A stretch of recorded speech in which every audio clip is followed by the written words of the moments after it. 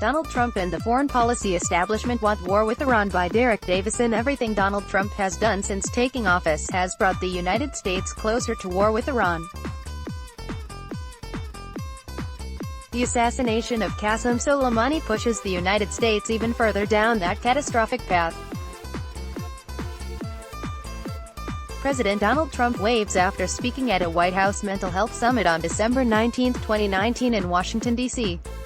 Drew Ungerer, Getty Images. So let me offer this general observation: 3 days into the new year, 2020 isn't wasting any time. Turkey may be about to send soldiers to Libya. North Korea may be planning to do something big and provocative. Southern Yemeni leaders have pulled out of their peace talks with the Yemeni government, potentially reopening that front in the Yemeni war. The Taliban may be about to declare a ceasefire in Afghanistan, or, then again, maybe not. Australia is rapidly becoming uninhabitable, while its climate change-denying Prime Minister just sort of sits there and watches. And, now, Donald Trump may have finally started an actual war with Iran. A story that began Thursday evening with sketchy reports about one or possibly two missile attacks outside Baghdad airport has developed into a confirmed report that the United States has killed Iranian Quds Force commander Qassem Soleimani in Baghdad.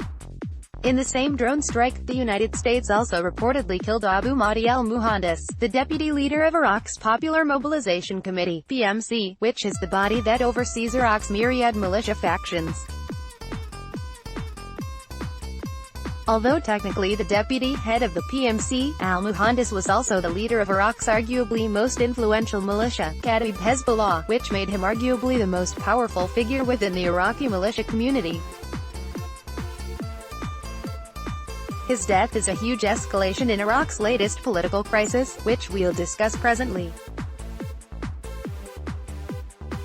But obviously his death, and its repercussions, are totally overshadowed by Soleimani's.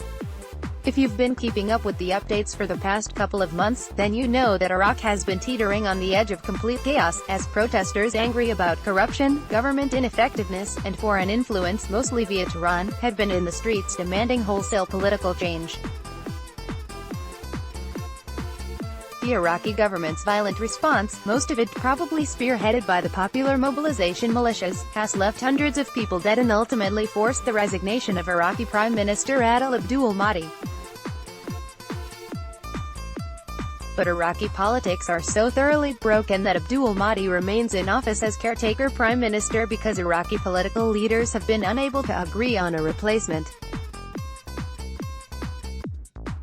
So that's part of the context in which recent events have taken place. In parallel with the collapse of Iraq politically, the country has experienced an escalation of violence involving the militias. That probably includes the killing of protesters, but it also includes sporadic rocket attacks on Iraqi military bases where U.S. forces are stationed, and it also includes sporadic airstrikes, unattributed but probably carried out by Israel, and/or Saudi Arabia, but more likely Israel, targeting militia bases and weapons caches.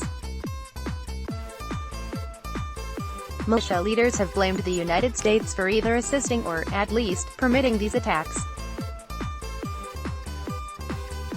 The final piece of context here is the escalating tension between the United States and Iran since the Trump administration tore up the 2015 Iran nuclear deal last year, which has already led to several violent incidents in and around the Persian Gulf.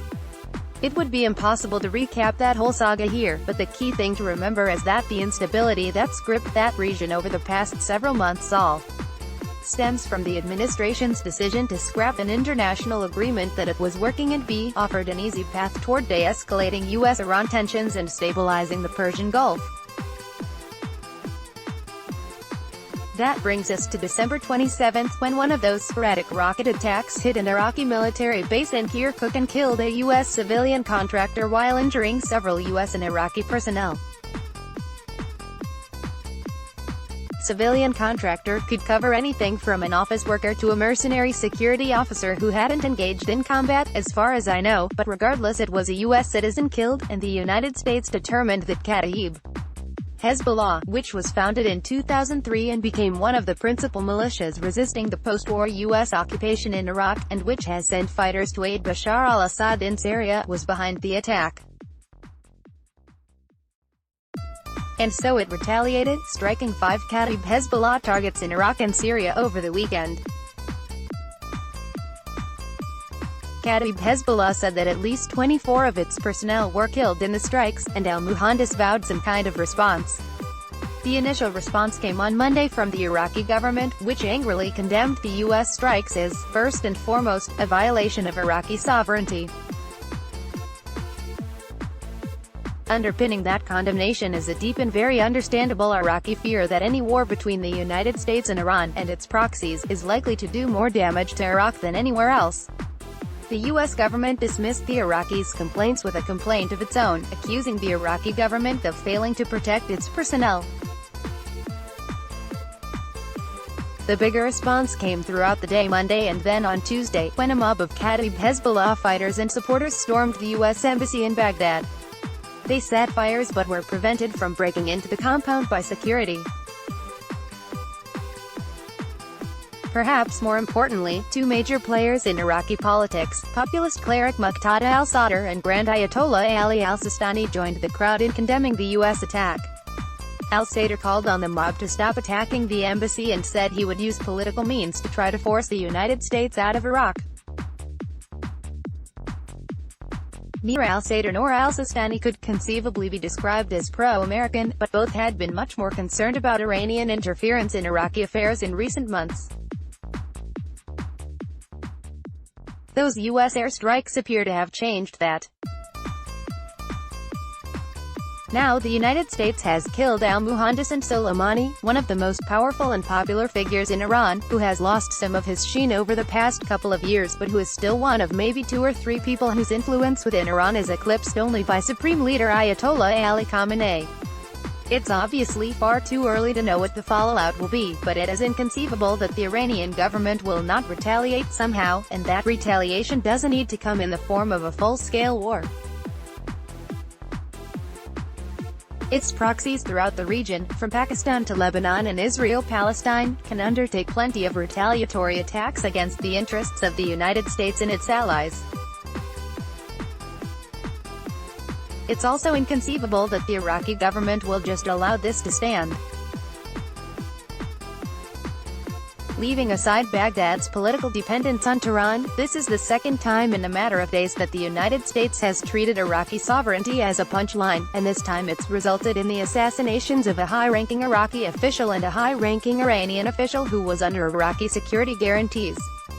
There's a very strong possibility that the Iraqi government will demand that the U.S. military completely vacate the country, and if the safety of diplomatic personnel and their families in the U.S. Embassy in Baghdad was at risk before, that risk has just been magnified considerably.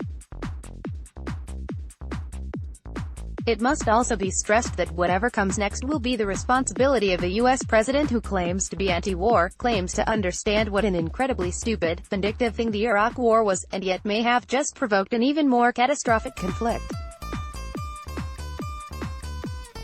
Everything he's done since taking office has brought the United States closer to war with Iran, to the glee of a Washington foreign policy establishment that's been after just such a thing for over 40 years now. It is undoubtedly true that, as the parade of supposed experts on my TV last night reiterated over and over, not very many people outside of Iran and a select few spots in the Middle East will mourn Soleimani's passing. But his assassination is not, as Donald Trump will certainly claim in the next few hours, some spectacular feat of American military might. Soleimani wasn't in hiding like Osama bin Laden or Abu Bakr al-Baghdadi. Killing him was comparatively easy, but it was also extremely stupid. Soleimani now stands as a martyr to U.S. bullying, and his killing will almost certainly make the Middle East less safe. Let's block ads. Why?